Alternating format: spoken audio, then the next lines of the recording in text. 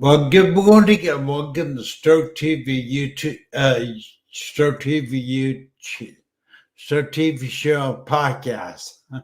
First time I've done this, I don't know what happened. That was a real time glitch. But hey, I've got a real exciting show for you. Got a guest that I'm so excited for you to get to meet. His name is Ralph Preston. Ralph Preston has been he takes stroke survival and takes it to a different level. He is now a stroke survivor. He has learned, like me, to take his stroke and turn it into something amazing, a movement, and help people. And really is his passion to help other stroke survivors, other survivors around the world. He had a stroke in 2008 at age 58. And I'm going to be doing a special format. We'll be doing have the show on a stroke and learning about him personally as a stroke survivor. But then I want you to hear how he's taken a stroke and uses it to help people. And it's amazing. It's an amazing show. So let's get right into it. I'll bring Ralph on right after the bumper.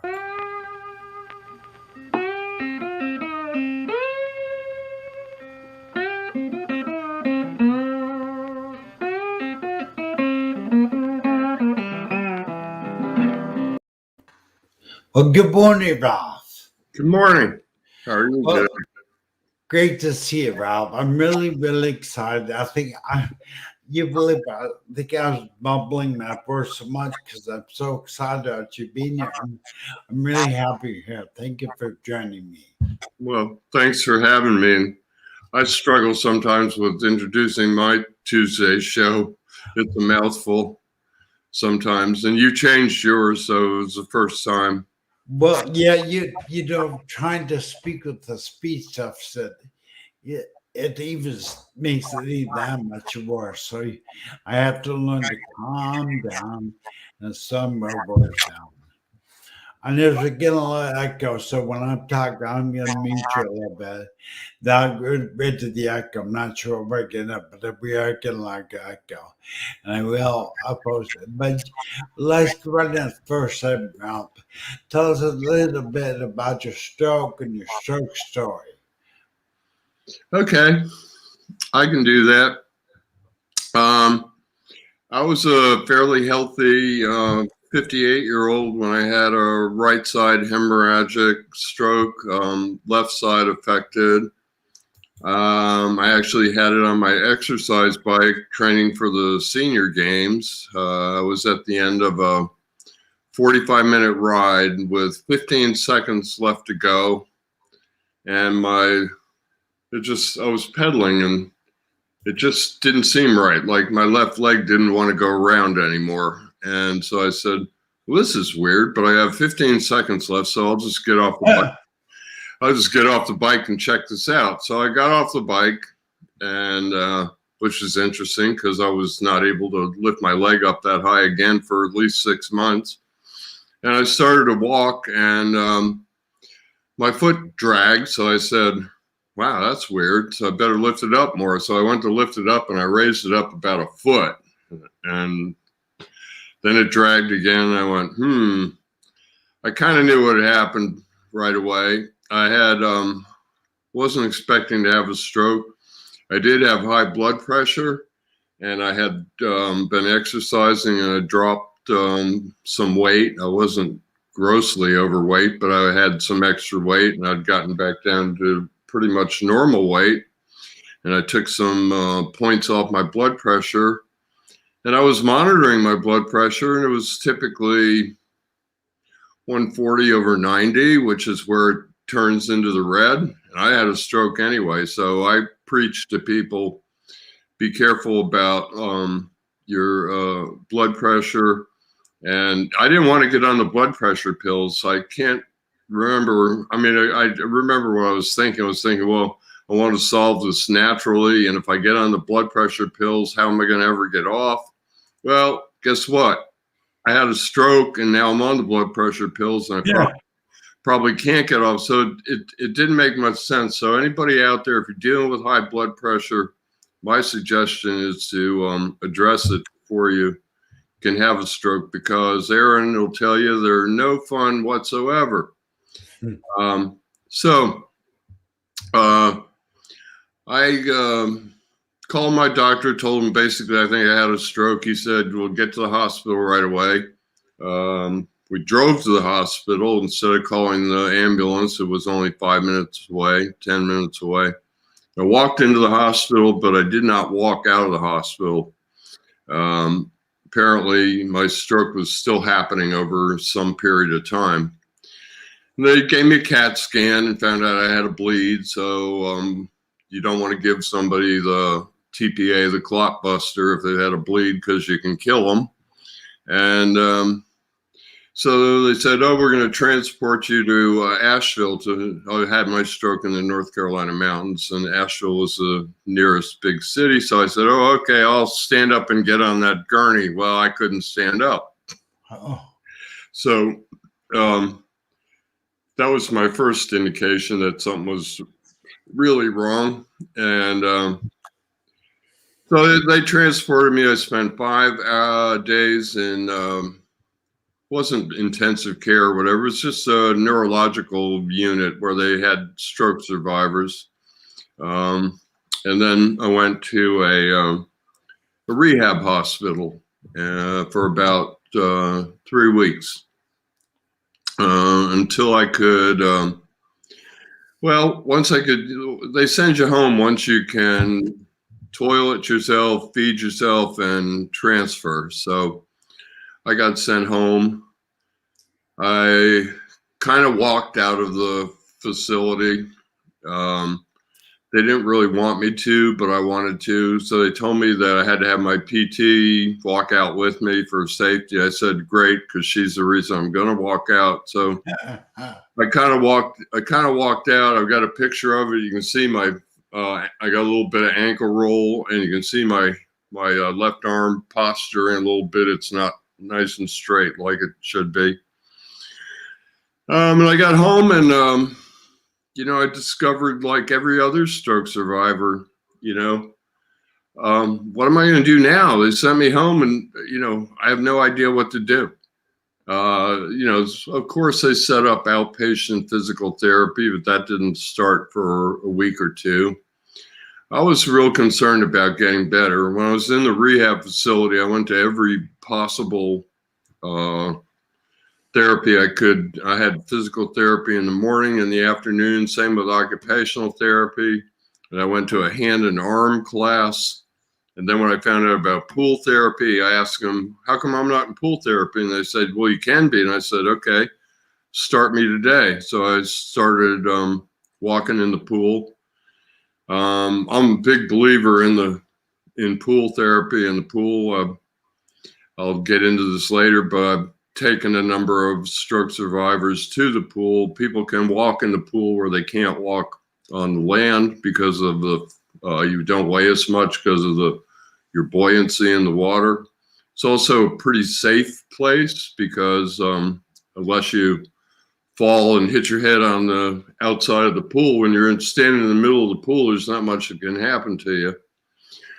Anyway, so I did all the therapy I could at the rehab hospital, and then I got home, and I didn't have, my wife was in the middle of teaching community college, and she was in the middle of exams, couldn't take any time off. So a friend of mine came down and visited for a week and walked me with a gait belt. I could only do about 2 laps in my driveway at that time. And so after about a week, he left, and my wife was still busy. So I said, well, I can't do nothing. I'm kind of a maniac. So I kind of started like right away doing a lot with my hand and arm. I couldn't lift my hand out of my lap. I couldn't even, my hand was stuck on my lap. I couldn't even raise my thumb. I started trying to raise my thumb and flip my hand over first because I couldn't lift it straight up at all. So I started working I actually did 8-10 hours a day, every day. And I couldn't see not walking, but I didn't have anybody to walk me, and I was scared of my concrete driveway. So I managed to get down the small hill into my side yard, and I practiced walking on the grass. That was interesting because grass clumps are probably more difficult than, well, they're a lot more difficult than the smooth concrete, but they're a lot softer if you fall. And for some reason, I practiced on the grass for a few days, and then I got back up to the driveway and I started walking laps by myself with single point cane they'd given me at rehab. I don't know why they gave me the single point, not a quad, not a walker, whatever, but that's what I had, and it worked fine for me. So I started walking laps, and I made the typical mistake that a lot of people make, and thinking that more is better, that quantity is better than quantity. And I got up in a few months to where I could walk 3 miles, but I wasn't walking with very good form. I was real clunky. I had a lot of hip dip. I looked like Chester on Gunsmoke. Some people, you're old enough. Some people are too young to remember that. But he actually wore a 2-inch lift to make him limp. But so I limped, and I asked my physical therapist about it. He said, no, quantity. Well, actually, his physical therapy assistant chased me out into the parking lot and said, he's wrong. Quality is more important than quantity. So I called back to the rehab hospital, and they said, absolutely. And they said, stop walking so far and start working on your form. So I wouldn't say I started over, but I stopped walking the long distances, and I just started, I don't remember if my wife and I used to power walk or race walk, with our arms. My wife can actually walk about a 13-minute mile pretty fast. One time we did a running race, and she beat 5 people who were walking. So anyhow, I knew how to power walk. I started like this. Of course, my left arm wasn't up, as high as it should be, but I started basically working on my form, and they also told me to walk on my heels. So I was a couple months in. I don't recommend walking on your heels to people who have any kind of balance issues or early on, because it's kind of difficult. But I was able to do it, and it was a real game changer for me. They said, walk on your heels and walk on your toes. So I'd do a regular lap, or and then I'd do a lap on my heels. Then I'd do another regular lap. Then I'd do a walk on my toes. Then I'd do a regular lap. And I just kept doing that. And when I was doing the regular laps, I worked very hard on having good form. Landing on my heel, rolling through to my toe, not letting my knee hyperextend, lifting that leg, trying not to have the hip dip. And I learned that form is much more important. And it didn't take me too long, a couple of months, and I was walking 3 miles again with pretty decent form. So, and in that time, so at that point, I was better part of 6 months out. And at that point, I'd done a lot of work with my hand, and gotten my hand to work pretty well. I was sitting on my bed. I didn't know about bilateral therapy, but I learned about it. I discovered it for myself, although it already existed. I was trying to roll my fingers. This is my unaffected hand with my affected hand, which I can now do. Actually, I can go both ways.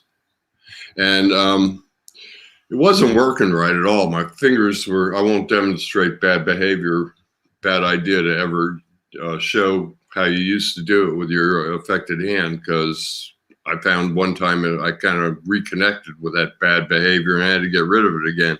Anyway, my fingers fired all crazy. So I said, well, surely I can do it with this hand. So I did it and worked perfect. I said, what happens if I do it with both hands? Well, it wasn't perfect on my affected side, but it was a lot better. So what I do is I just started, I don't know, I made it up.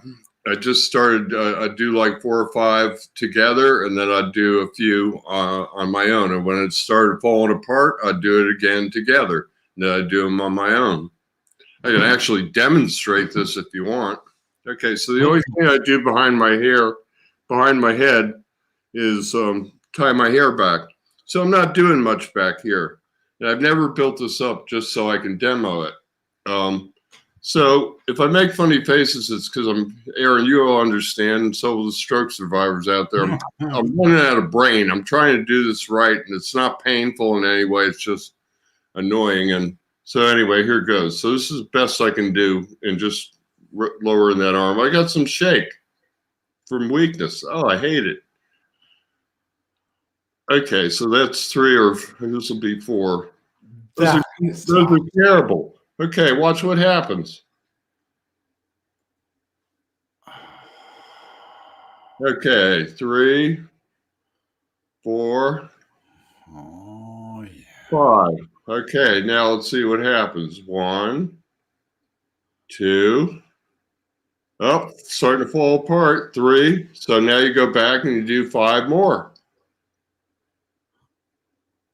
Awesome, bro. And then now you can do 2 or 3 more that are good. So what you're doing is you're using your strong side and the fact that your brain and your cerebellum, Okay. so 2 sides together, you're using one side to help the other side get better. So I kept at it. I kept at it 8, 10 hours a day, 7 days a week. And I did that for about a little more than a year, about 15 months. And I don't know, one day I just said, I can't do this anymore. I'm tired of pulling on rubber bands. So, I was pretty far along. And so I stopped for about a year. I didn't stop in the sense that I opened all the jars with my affected hand. I started doing what we call now therapies all around you, or it was a version of constraint therapy. Constraint therapy is when you put an oven mitt on your good hand for half an hour a day and force the other one to work. Well, I did it all day long. So I would pick up a glass with my affected hand. And yeah, in the beginning, the water would spill out too. Now I'd go to, or if it was a pitcher, I'd go to put it back in the refrigerator. So I'd take it over to this hand so I could open the refrigerator with my affected hand. Then I would put it back in so that I had to put this is not easy with a full, pitcher, that extension. So I actually made my hand do much more than it normally would in day-to-day life, and that's really a good strategy. I guess we're after the break we'll talk a little bit about some of the things some recovery tips and some of the things that I've been trying to do to help other stroke survivors. Speaking of that, let's see. I got better, fairly quick. So a lot of my stroke story, Aaron, has to do with how I fell into helping other people. I've always helped people. My mom had a big heart, and she raised us to live by the golden rule. And when I formed my video production company, within a couple of years, we were doing free videos for Habitat for Humanity and nonprofits. So I've always used my camera to try and do a little good in the world. And so actually I had 2 friends who said they visited me in the rehab hospital and said that I was talking about helping other stroke survivors before I got out of the rehab hospital. I have zero recollection of that, but what I said to both of them was, kind of sounds like me, doesn't it? And so, but I had to concentrate on my own recovery for a while, because you can't help anybody else if you don't get better yourself. And I ended up learning a lot that was useful later in that whole process. So I worked on getting better, and then because they send 800,000 of us home every year to reinvent the wheel for ourselves, I just said, this is stupid. Ralph, you got a video camera. You've been communicating messages for people. People have been paying you to get their messages out. Why don't you, see what you can do about this whole problem and make it easier for people. I basically wanted somebody to hand me like a DVD on stroke that had everything on everything I needed to know about stroke on it, and had exercises. I'm looking at my TV now, so I could watch on my TV and do exercises along with it. Remember that, because I ended up forming a YouTube channel. And anyway, so I started I started talking to hospital systems and seeing if I could get anybody to back this idea, because I wanted to talk to neurologists, stroke survivors, stroke doctors. I wanted to do the real deal. And I made up a budget. It probably should cost $1 million, but I came up with a budget of take about $300,000 to send a real crew around to 3 or 4 cities and talk to 30 or 40 people, doctors and stroke survivors. Well, everybody said, yeah, you've identified a big need that's out there and would like to help, but nobody could really wanted to fund it on their own. Medical University of South Carolina came real close, but the marketing people wouldn't put up half. The stroke people said they would. And I bounced around a couple of nonprofits, and I actually finally got to a Tri-State Stroke Network, which is funded by the CDC. There were 5 stroke centers, and they wanted to do the whole thing. And we were working towards that a couple of months, and then the CDC, in their infinite lack of wisdom, pulled the plug on all 5 regional stroke groups. Crazy. Anyway, so there it went again.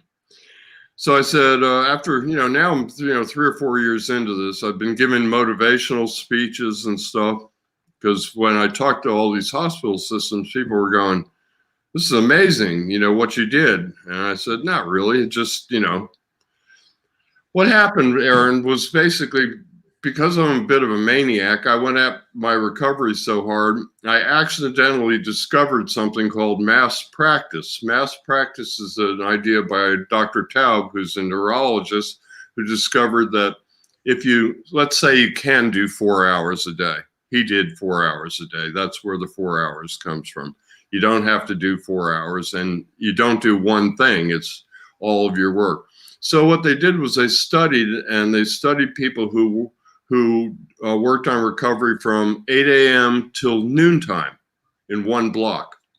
And they compared them to people who worked from 8 to 9, 10 to 11, 1 to 2, and 3 to 4, where they skipped an hour and did 1 hour blocks. And they found that the more you can pack your, the longer you can stand it to work on your recovery, the more your brain responds to it. So I had no idea about this, but I went at it like, a maniac, and I looked into discovering about bilateral therapy and getting my hand back. So in one of the motivational speeches I gave, I sat next to probably the only person who lived within 100 miles of me by accident. And I started working with her group, Young Stroke, doing videos and things like that. I ultimately ended up leading a in-person stroke survivor support group. And when she asked me, I said, I don't know how to do it, but I'll figure it out. And couldn't get anybody to come, we ran ads in the newspaper and then community announcements. The hospital wouldn't work with us. They let us use their conference room, but they wouldn't let us put a flyer up or hand people any information about the group. So very few people came, but one woman that came and another woman brought her. One stroke survivor came with a friend of hers who brought her. And the friend was doing physical therapy with her at her home under the direction of a retired physical therapist. And when her grandchildren were born, or about to be born. She went out to help her daughter for 3 weeks, and she asked me if I would take over for her. And I said, I have no idea what I'm doing, but I'm willing to take over if somebody will show me what to do. And oh, Larry, the retired physical therapist, will show you. So he did. I got a 45-minute lesson, and when he was done, he said, that was an entire semester of graduate work in college. And I went, yeah, it's about what it seemed like. Anyhow, I wrote down as much as I could. I started working with Kelly, and I kind of liked it. And I started learning stuff from the physical therapists, and I liked that too. In fact, because I had thought about becoming a physical therapist, and I said, Ralph, you don't have any college. It'll take you 6 or 8 years. Well, now I'm 14 years out, and I could have done it, but actually what happened was Larry, the retired physical therapist, said, you just want, I was talking about getting my physical therapy assistant degree. He said, you don't want to do that. They're just going to make you work with all kinds of people in a hospital setting. And he said, you're interested in stroke survivors, right? And I said, yeah, I guess so. I'd help anybody, but I know more about strokes. So he said, well, I can find you some. So I started working with him at a free clinic, and we found stroke survivors, and I started working with different people in person. And I actually would go to their house and do physical therapy with them. I'd either spot them, or if we were doing like counter work, like marching, I'd just get right on the counter next to them and start counting it out. And I used it as a part of my maintenance program. So I ended up over the years working with 13 local stroke survivors. So that really is how you changed your trajectory of your stroke. And we're going to get, well, can't believe it already. We're going to get a second segment. Right. I just learn more about how you use your stroke to help people. But there are 2 points that you said that I wanted to ask you. And it's a very common problem. It's why I think most stroke survivors aren't progressing. They're dropped off their doorstep, don't know what to do. And that's a real problem in the stroke community. I have great help in the hospital. For therapy 4 times a day, pull therapy. It was fantastic. And then they dropped me out the curb with my wife, and we didn't know what to do. And that's where I'm at today. Happens to everybody. They send you home, and you go, what happened? What do I do now? And that kind of tails the end of what you said. The second thing was you began to do your own therapy. How many hours a day would you work at your own therapy? 8, 10, 12. It's something we're not healing. I'm being lazy. I did it every hour on the hour. I walked every other hour. So I walked like 5 or 6 times a day as long as I could. In the beginning, I couldn't walk an hour. I could only do a couple laps. So if I was doing an hour of walking, I walked like 2 laps, come back in the house, sit down for 10 minutes, go walk 2 more. But eventually I got to where I was walking for a whole hour. Of course, I wasn't walking 3 miles in an hour. I eventually got to where I could walk 3 miles an hour. That's pretty much a normal pace. That is really amazing, Ralph. I mean, I now know why I'm not progressing the way I want. Well, I mean, I have some I can talk about after the break about why people don't progress. Part of it is that they don't get to acceptance very quick. I didn't have any real pity parties, and I didn't try and blame anybody or anything. I just said, actually, what I said to myself as I left the rehab hospital was, okay, Ralph, you're training for the senior games. When you get home, you know what your new training program is. And I definitely find that people who are athletic or have ever engaged in a training program do a lot better at stroke recovery because they understand a couple of things. They understand consistency of, and working towards a goal.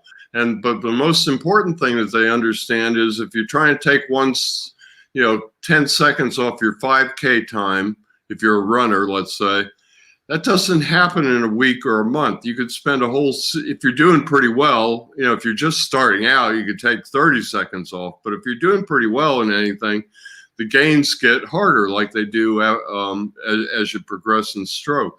So the people who have ever, trained for anything, they understand that you have to put in the work consistently day after day before you see the gains.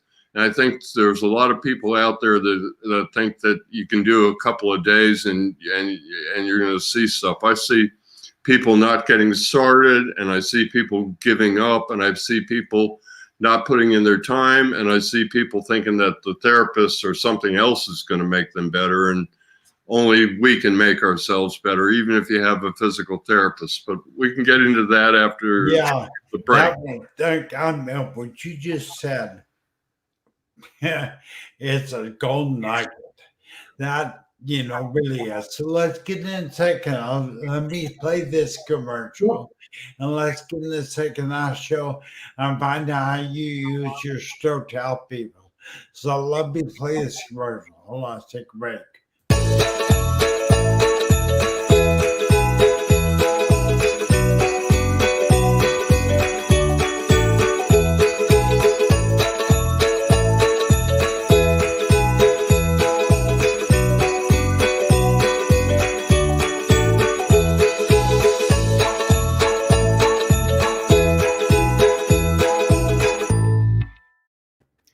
Well, here we are back again. Thank you for being with us. If you're enjoying this content, please like this video, subscribe to Stroke TV Media YouTube channel, and share this video with somebody that needs it.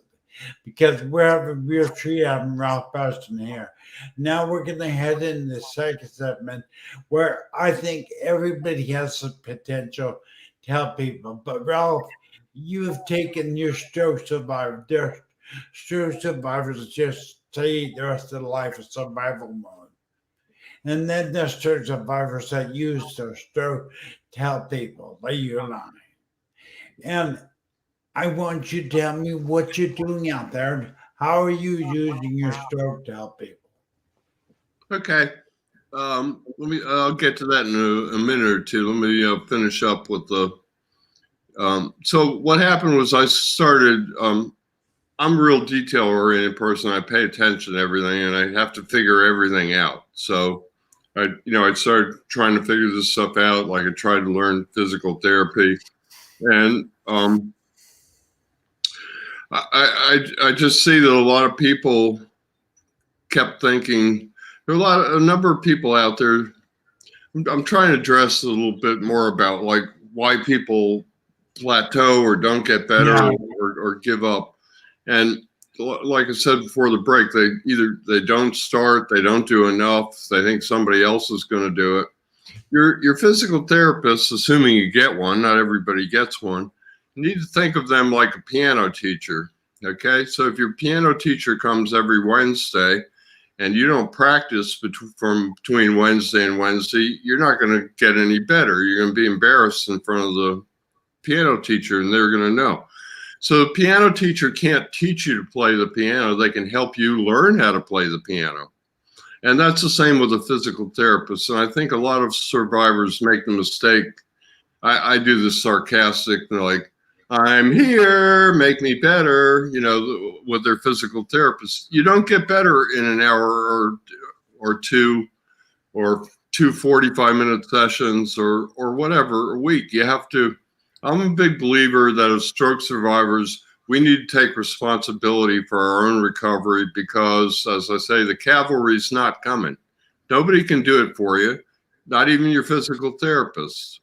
So I recommend that you start on a home exercise program. And this plays into, what I'm trying to do, because basically what I'm going over right now are kind of the tenets of stroke recovery that we're trying to preach to everybody because, there are a lot of people out there that don't figure things out for themselves. I don't happen to be one of them. So, I'm lucky like that. I figure things out. I actually like to figure things out. So I share the things that I've figured out with other people. So I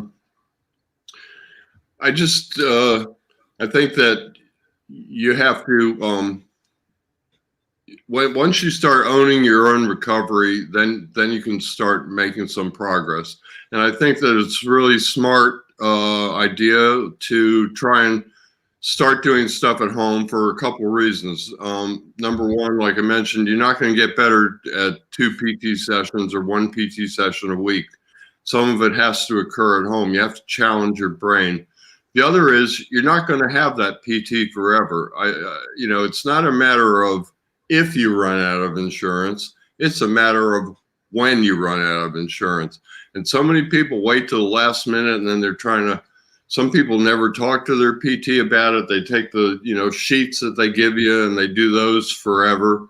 Well, they're going to hit a plateau because you have to change up your routine, or your brain is lazy and gets used to it. So you can't take the sheets that they gave you the last day of PT and do that for the next 2 years and expect to get better.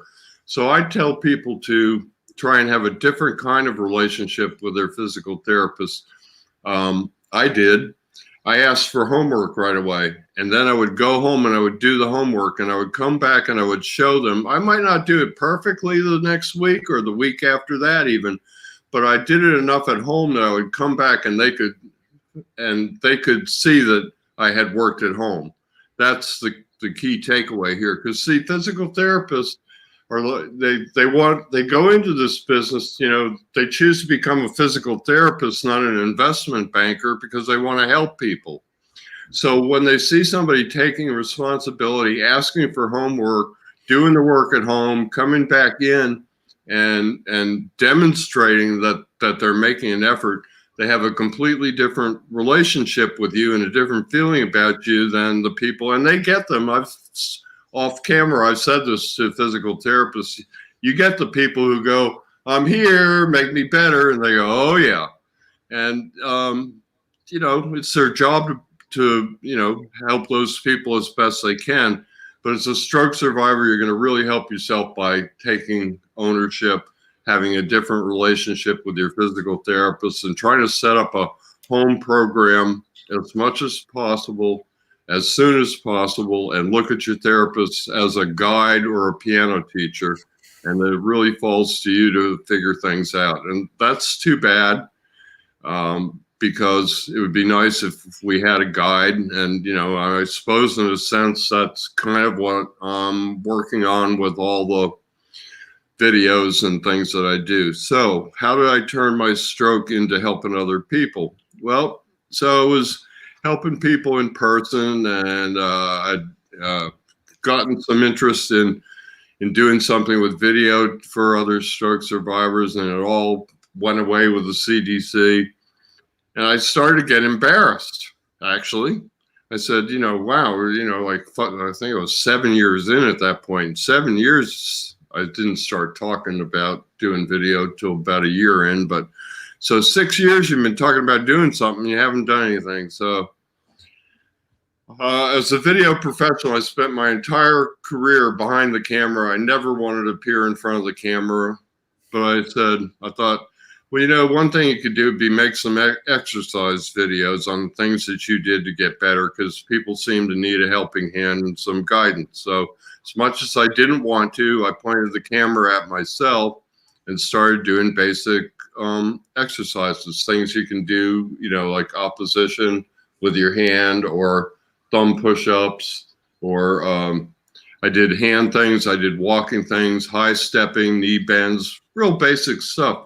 Mostly stuff I'd learned from physical therapists, because you know, this is still a few years back. I gained a lot more experience since I started that process. So I didn't want to do any harm with anybody, so I didn't go out too far on any limbs. Most of the videos that I make and still make are, you know, pretty much, you know, proven things that I've either learned from, stolen from, or adapted from various physical therapy situations, both where I went or when I took other stroke survivors. Because guess what? When I got involved with working with local stroke survivors, I also ended up like taking them to doctor's appointments and all kinds of things that when I first started thinking about this, I hadn't thought about. But one day I showed up at somebody's house, and they didn't have a reliable caregiver, and they hadn't had a shower in 11 days. And I said, well, you can't get better if you're worried about next time you're going to get clean. So we had to solve that problem first. So in working with survivors, I've learned a lot about a lot of things, including how being a patient advocate for other people. Another thing I preach is learn all you can about stroke and learn how the system works, because again, the cavalry's not coming.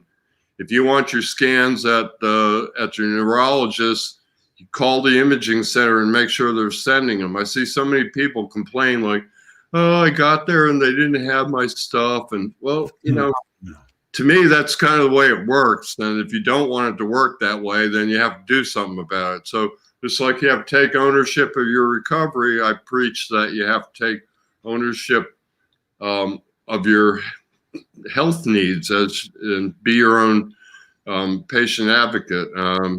Geez, I mean, I took one guy to over 200 doctor's appointments in a year and a half.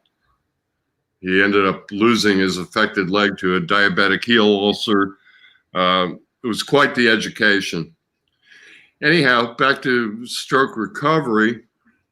So I pointed the camera at myself and started a YouTube channel. I don't remember, I guess I already had the YouTube channel for my professional work, so I can't see what day I started putting the videos on. But right around the same time, Facebook groups started popping up, and I said, well, here's a good way to help other people. Well, first I joined 4 or 5 or 6 of them. I think I'm a member about 20 now. I monitor and post in about 10 or 12.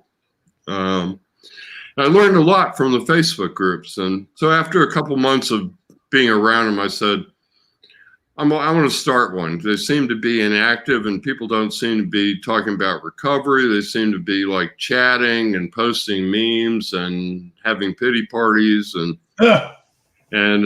so I want to do one that's focused on recovery. So I formed a Facebook group that I called Stroke Buddies by and for stroke survivors. The real concept here is by and for. In terms of recovery. And so being a video guy, I started feeding the videos I was making into the group. And I started noticing a few people around in other groups that were making videos about them getting better at home. Well, that's what I was doing. Oh yeah, all my videos, by the way, are set in my home, and they don't involve any equipment unless you consider a chip clip or a rubber band or the hammer out of the tool drawer, a device. I use a dowel to push my arm up, a hammer for wrists, a chip clip for pinching. Why? I can afford to buy a gripping device or whatever, but I guess I realized fairly early on this whole thing about you got to take responsibility and put in your time, to get better. So I started, I guess I was preaching it before I realized I was preaching it. That recovery happens at home. So what happened next was I started seeing a couple people like you probably know, like Neil Isaac and David Lauderdale are two. Almost 4 years ago, I noticed David posting videos in a group, and he wasn't getting a very good reception. In fact, they weren't really nice to him.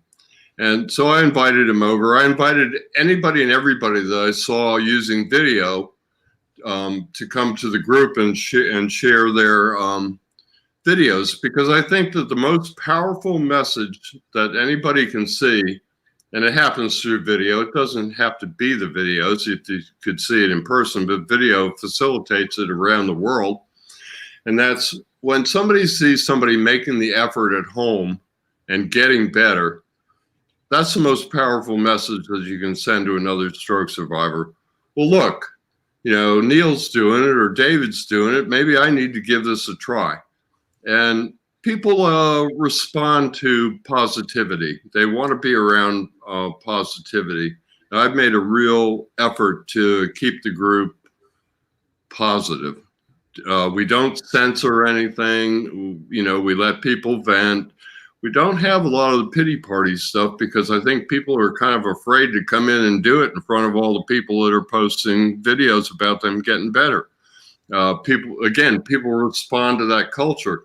So they come in and they see positivity, they're going to be positive. They come in and they don't see any pity parties. They go, maybe this isn't the place to throw one.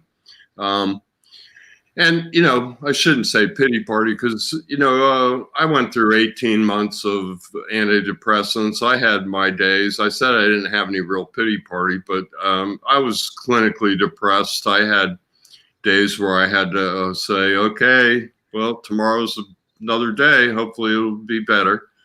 So, I understand the importance of venting, just like I understand the importance of dealing with neurofatigue, and some people have to take naps. I don't recommend to people that they try and do 10 hours a day or never take a nap and push through things that I did. However, I've found people that most of the people who got better, I see, did a lot of work at home. So that kind of validates that. A lot of people who didn't deal with neurofatigue pressed through it in some kinds of ways. William Lowe and I had a conversation about this. I think he had the best solution for it, and that was to pay attention to his body and take naps where he needed to and had to and could, so that he could get himself ready to do another batch of therapy that day. And he tried to do 2 or 3 batches of therapy a day. So that's a good strategy. What I found was that a lot of the things that I lucked into worked. And so I started trying to spread them. So then, I don't know, a couple of years ago, I decided I have a couple of mentors on the work that I do. I actually take it seriously. I actually work about 60 hours a week on stroke stuff. Sometimes I don't if I have things to do, but like in the winter when there's not much to do, and I'll just put in my time. I generate content. I do Zoom meetings like this. I have one every week myself. This week I'm doing 6. Well, it's 8 days. I did mine Tuesday. I'm here today. I'm with Brenda Cummings on Friday. I'm with William Lowe on Sunday. I'm in Michelle's group on Monday. And then I do Halifax Health, where I'm doing a presentation on Tuesday. So I see my job as trying to generate good information for stroke survivors that they can take and watch or take home, integrate into their recovery program. Same with the videos. Okay, the videos are a part of that. Okay, here's some exercises you can do. Here's how neuroplasticity works. Lately, we've taken a turn towards science. Nobody ever told me anything about the science of stroke recovery. I discovered it on my own through Facebook groups and through partnership that I have with MedRhythms, and which does neurological music therapy. And so lately I've been like finding neuroscientists, and we found Dr. Hetzler, who's a neuroscientist who actually suffered a stroke himself. He's done 4 presentations on neuroplasticity, spasticity, language, and a stroke overview. And they're all based on science. So lately I've been trying to also add to the list of things I'm preaching that if you learn about how stroke recovery works, then you can take a more focused approach, and you can do exercises that are going to be more beneficial than if you just take the fire the gun splatter method. Okay, I'll just do anything because I don't know what to do. I mean, doing something when you don't know what to do, doing something is better than doing nothing. But I guess I'm recommending that people learn how the brain works, and how neuroplasticity works, and how to integrate that into their home program. And so to that end, a couple of years ago, like I told my mentors, I want to fundamentally change stroke recovery. And I said, I realize how bold of a goal that is. And I'm not defining exactly how or what, quantitating like that, how it would happen, but I want to have an impact on it. I want to do something about this. I've been working at it a while. So I kind of amped it up, and lately we filed for a nonprofit status with the IRS. I've done everything that I've done so far, either for free or I pay for it. But moving forward, it's going to take some resources, and so I'm hoping that donations or applying for grants. One of the ideas I have is, okay, how do you fundamentally change stroke recovery? Well, there's a couple of ways. Okay, the one I've started and I'm furthest along on is educating other stroke survivors so they don't do what you and I did when we got home and went, what the hell do I do now? So that's one part. But as I thought about all these neuroscientists and such, I thought, well, it's actually funny how I connect dots sometimes.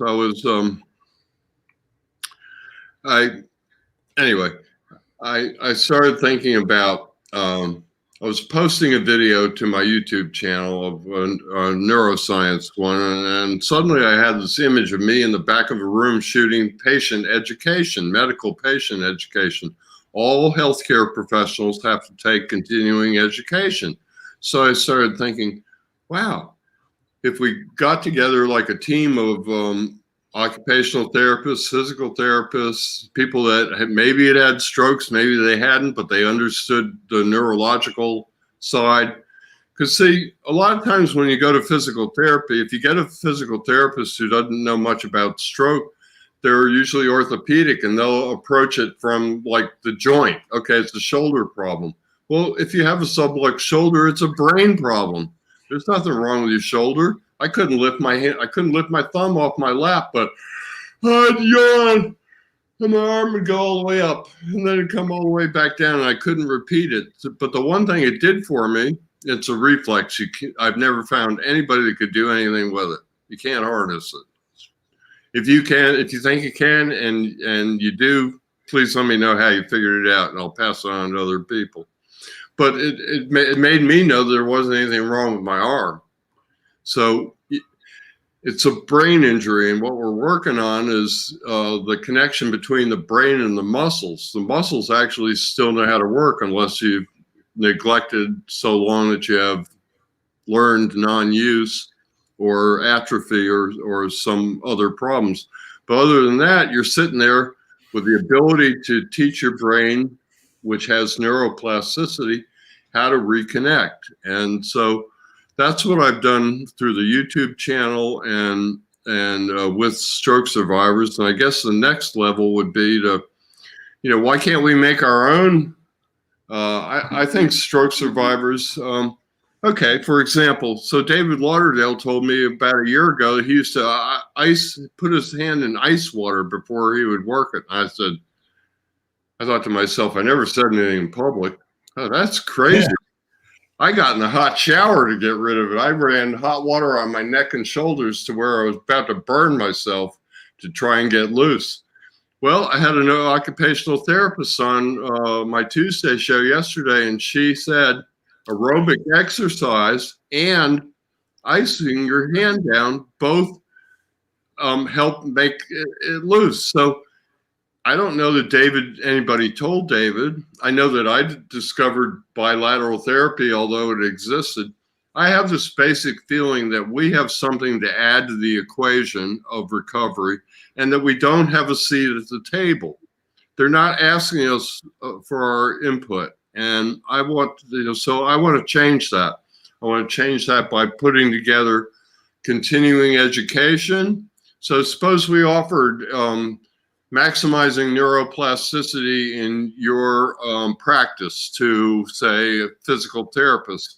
And they have to take something, and they look down the list of courses, they see maximizing neuroplasticity, they see learn about the new XYZ device, they learn about filling out paperwork, and they go, hey, neuroplasticity sounds more interesting to me. I've always been interested in it. It might help my practice. So they take continuing education.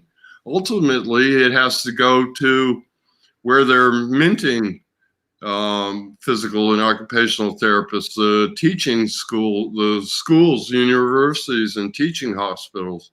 I mean, this is a huge thing. And I don't think that I can change the whole paradigm because, well, it's backwards. So who's on the top of the recovery pyramid? The insurance companies, right?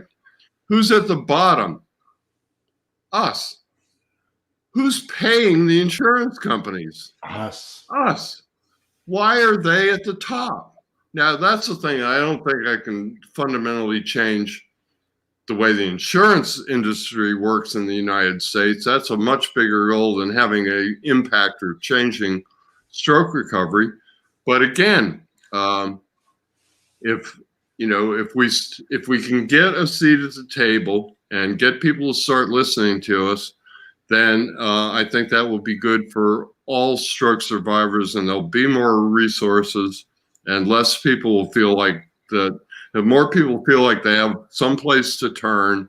I don't see the big American Heart and Stroke. I don't see any of the big organizations doing anything much for stroke survivors either. It's almost like, and I'm not picking on them because they're all the same. It seems like they exist to exist.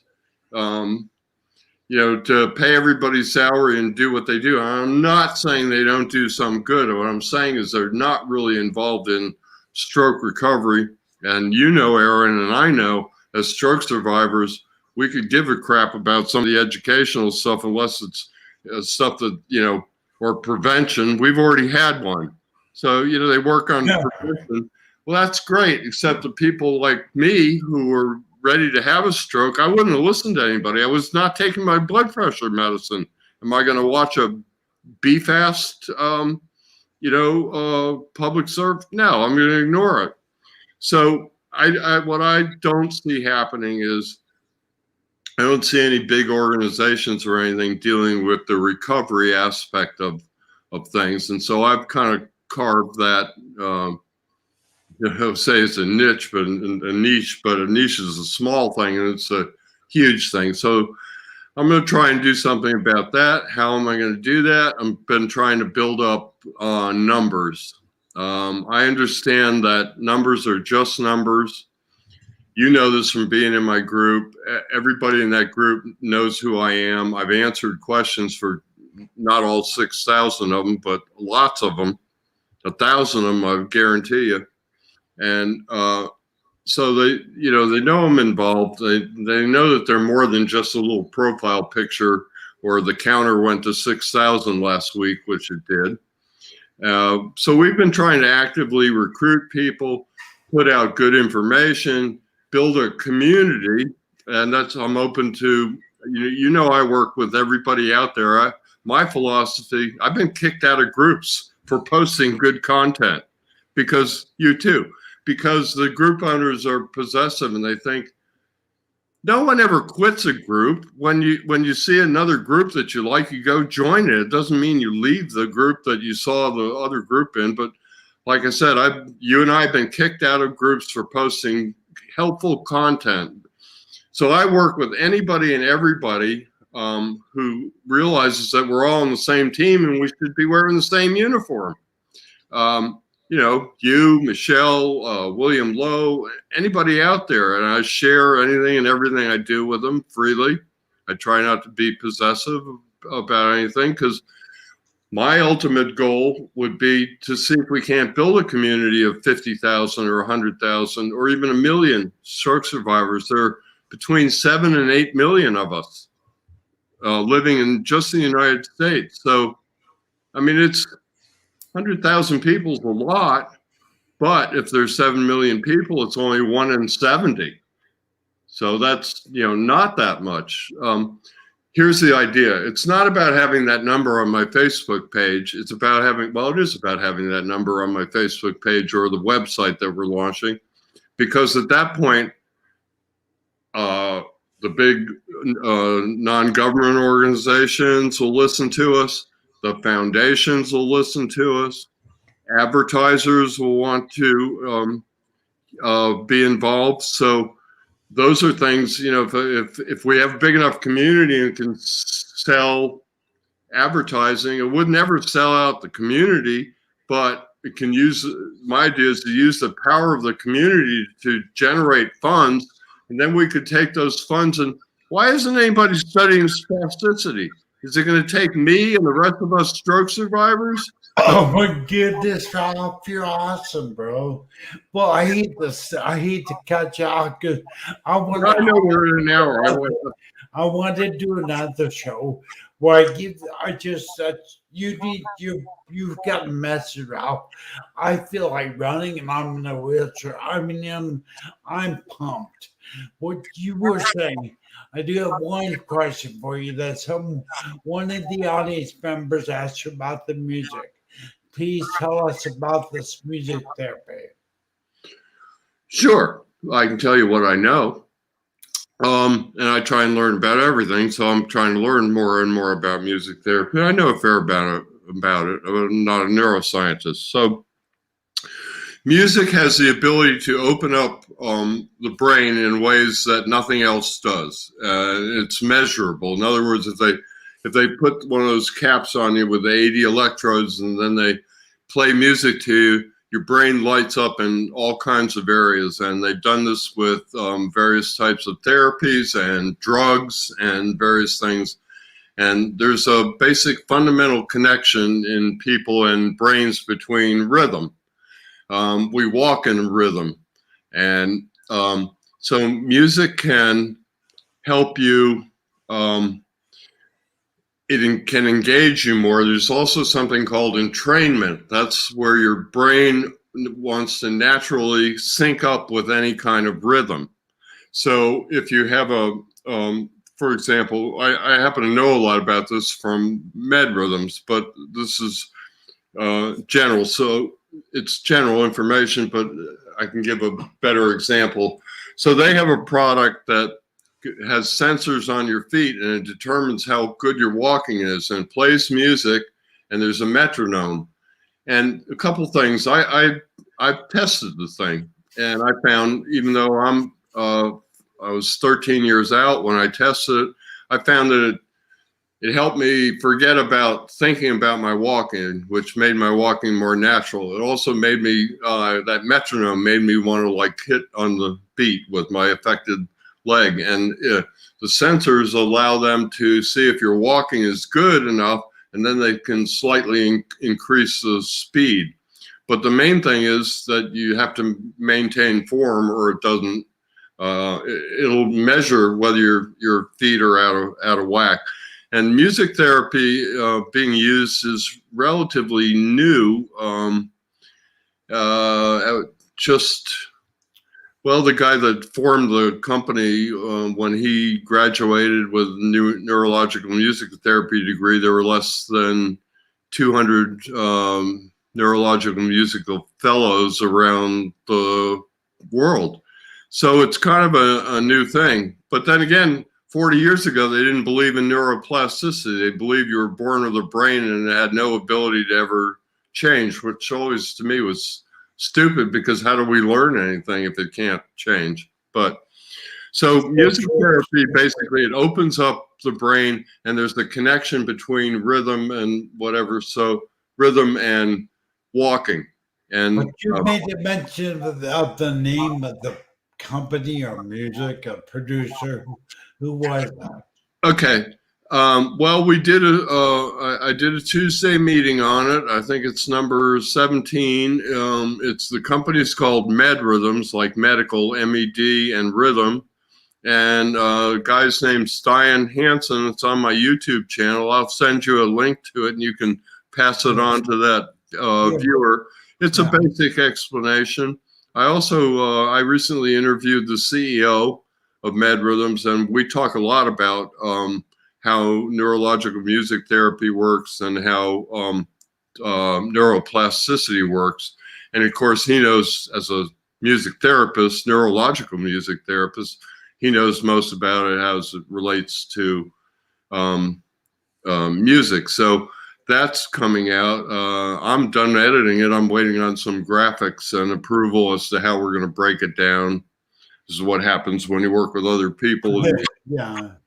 Well, we're down by the end of the show, but I want to have you on again, and really, you've said some stuff today that really the star community to hear that we all. I mean, you're full of gold nuggets, bro. Honestly. Well, I can talk for 8 hours straight anytime you want. That's great. Anybody who doesn't believe it, just hit the rewind button and watch this hour again. Let's do a show here. I mean, the future sometime. I'm gonna start out there and just keep the screen off. I'll just give you a question and let you go for an hour, and just because you have some things that everybody in the stroke community, medical peer person included, need to hear. So, well, I like some interaction and some guidance. So, a subject would be good. Or if you want to take questions from people, I'd be happy to answer them. You can either take them in advance or you have a live system, but you need to get off the air here now. So I'd be happy to come back anytime, and I'll make sure I get you those couple of things that we mentioned, like that. I've got one short thing up on that Brian Harris talks about music therapy. And if people want to get hold of you on social media, tell me the name of your YouTube channel. YouTube channel is Ralph Preston Video, all one word. And my Facebook group is Stroke Buddies. And I'll send you links to all of it. And you have a meeting once a week meeting in Stroke Buddies, don't you? Yeah, every Tuesday. This week, I did it at 10 o'clock. It's usually 11 o'clock Eastern time. And a couple weeks ago, a week before, I had to do it on Wednesday. But typically, we try and do it at the same time. And we're going to probably be off for about a month till the new year because people aren't doing stuff, and I could stand a break. And but what we try and do is every week if I don't have somebody worth being on, I skip a week. I don't do it just to do it, because once we got into the science thing and we started getting physical therapists who had a stroke, occupational therapists who had a stroke, occupational therapists who didn't have a stroke but went over hand and arm mechanics, neuroscientists, stuff like this. There's not any real turning back. There's plenty of places you can talk and interact, and what I'm trying to do is bring some science and knowledge through that meeting. So, well, I can't think of now. I'm just stoked to hear what you have to say. I muted you because I'm in an echo, but I really am amazed at your message. There is a message. And it's clear we need more involvement. We need more involvement from us. Deborah Swayze brought up in the audience. We know our congressmen, or I don't know, someone that maybe could help us and get us directed. Because man, if I was to pick a mentor, you're pretty awesome, bro. So thank you for being there today. I hope to do a show again with you soon.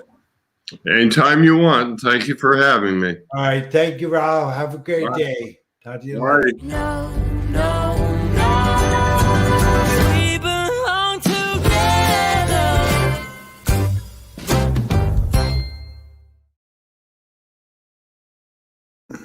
Well, that was absolutely amazing. Ralph Preston is a man that I'm just amazed at, you guys. Really, I don't know about you, but I have so many gold nuggets. I can't keep track of them all. So I'm hoping to get them back on. Again, if you like this video, you like this content, smash that like button. Subscribe to Star TV Media YouTube channel. And join Ralph Preston's group, Stroke Buddies, 2 and 4 stroke survivors. I'll be putting all Ralph's links in the YouTube description, so please support them. I'm so stoked. I'm just so stoked what you're about to say. If you, again, everybody tune in next week for Star TV show podcast. Thank you for being there, everybody. Thank you.